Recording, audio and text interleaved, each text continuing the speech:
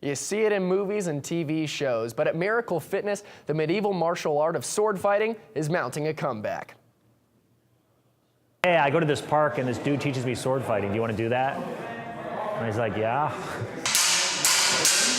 Sword fighting has been around for centuries, but Richard Marsden's love for the sport started 20 years ago. But I think, all of us are fascinated by sword fighting. It's in our films, right?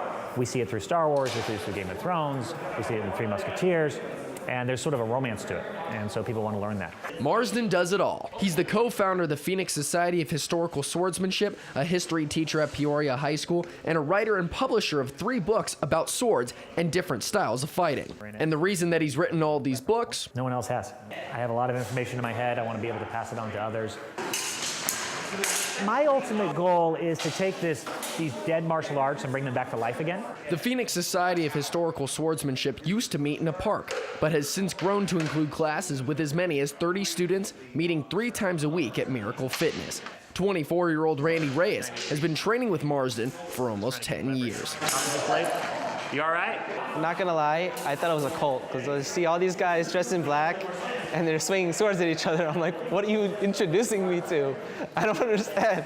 But then once I started talking with Richard and everything, and just learning about the the history behind it and just what the club was about, that interested me. One of the club's favorite swords to use is the longsword, which dates all the way back to the 1200s.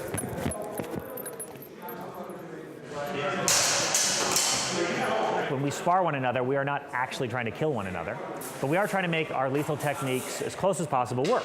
But even with the proper coaching, you might leave with a couple of battle wounds.